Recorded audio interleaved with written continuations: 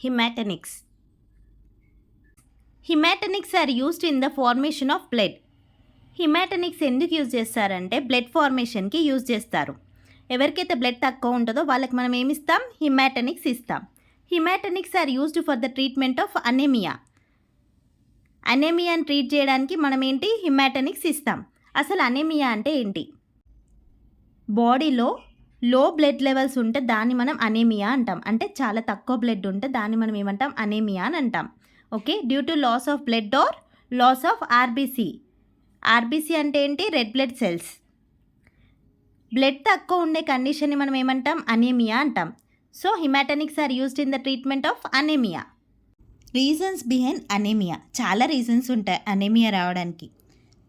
Blood loss acute or chronic. Example, accidents అయినప్పుడు ఏంటి, చాలా బ్లడ్ లాస్ అవుతారు. హెమరేజ్ కండిషన్స్లో. Decrease in red blood cells formation. Red blood cells formation తగ్గినప్పుడు కూడా ఏంటి, అనీమియా రావచ్చు.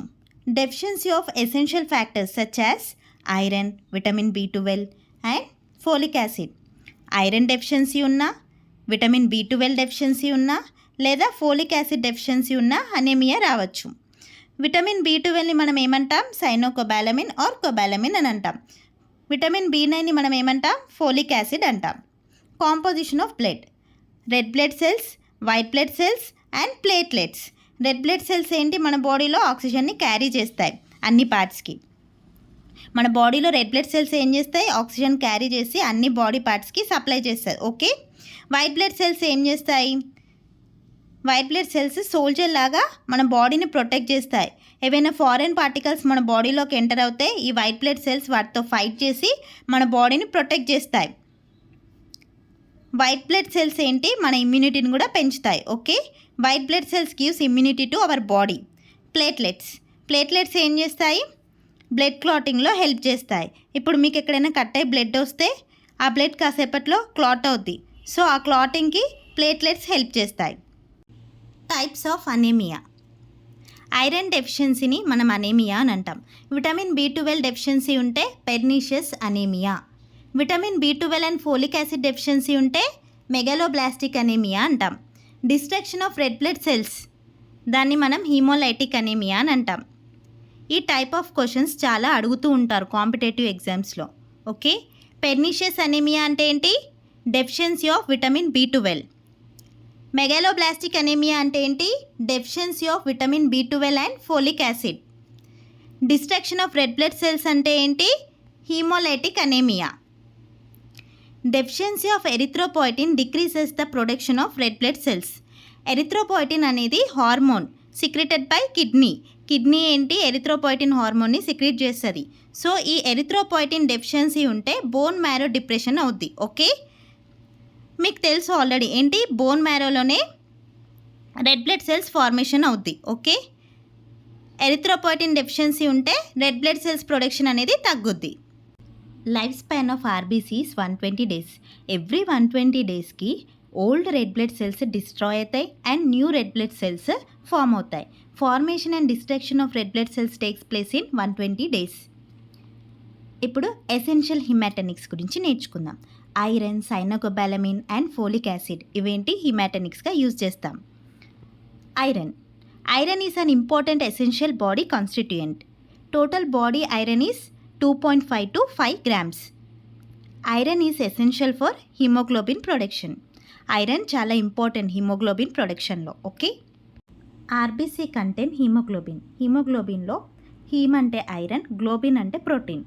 Haemoglobin contains 4 iron molecules which carries oxygen and transported it into body. Distribution of iron in body. హీమోగ్లోబిన్లో iron ఏంటి, 62% ఉంటుంది. Iron stores as ferritin and haemosiderin less than 5%. మజిల్స్లో కూడా ఉంటుంది మయోగ్లోబిన్గా, ఏంటి 7%. ఎంజైమ్స్ 6%. ఐరన్ అనేది ఎంజైమ్స్లో కూడా ఉంటుంది, ఏంటి 6%. Okay, iron is stored in our body in ferric form Fe3+. In combination with large protein. ఆ లార్జ్ ప్రోటీన్ని మనం ఏమంటాం, ఎపోఫెరిటిన్ అని అంటాం. Okay, apoferritin. 100 ml of blood contain 15 grams of hemoglobin or 50 milligrams of elemental iron. Okay, బాడీలో haemoglobin level increase చేయాలంటే 200 milligrams of iron అవసరం ఉంటుంది. To raise the haemoglobin level of blood by Lg/dl about 200 milligrams of iron is needed. Daily iron requirements. రోజు మనకి iron ఎంత అవసరం ఉంటుంది, ఎంత అమౌంట్స్లో. అడల్ట్ మేల్కి 0.5 to 1 milligrams. అడల్ట్ ఫీమేల్కి 1 to 2 milligrams. చిల్డ్రన్కి less than 5 micrograms per kg. Pregnancy వాళ్ళకి 3 to 5 milligrams. ప్రెగ్నెన్సీ వాళ్ళకి డెలివరీ టైంలో చాలా బ్లడ్ లాస్ అవుద్ది కదా, సో అందుకనే వాళ్ళకి సెకండ్ ట్రైమిస్టర్ నుండే చాలా బ్లడ్ అవసరం ఉంటుంది. ఓకే, ప్రెగ్నెన్సీ వాళ్ళకి 3 to 5 milligrams. అడల్ట్ మేల్కి 0.5 to 1 milligram. అడల్ట్ ఫీమేల్కి ఎక్కువ అవసరం ఉంటుంది అడల్ట్ మేల్ కంటే, ఎందుకంటే ఎవ్రీ మంత్ వాళ్ళకి మెన్సురేషన్ ఉంటుంది కాబట్టి. ఓకే, ఫీమేల్ ఏంటి అండర్గోస్ మెన్సురేషన్, అందుకే 1 to 2 milligrams అవసరం ఉంటుంది. Dietary sources of iron. Liver, egg yolk, dry fruits, ఇందులో చాలా ఎక్కువ ఉంటుంది iron. Meat, chicken, fish, banana, ఇందులో ఏంటి మీడియంగా ఉంటుంది iron. Poor source of iron in milk and its products. Root vegetables. Root వెజిటేబుల్స్లో మిల్క్లో చాలా తక్కువ ఉంటుంది ఐరన్. మిల్క్ ప్రోడక్ట్స్ అంటే ఏంటి, చీజ్, పన్నీర్, ఇలాంటివి milk products. Okay, absorption. It's absorption occurs all over the intestine but majority in the upper part of duodenum. Okay, iron absorption ఎందులో జరుగుద్ది, డియోడినం, గుర్తుపెట్టుకోండి. The average daily diet contains 10 to 20 milligrams of iron. Excretion through fix. Okay, iron ఎలా excrete అవుద్ది, through fix. Okay.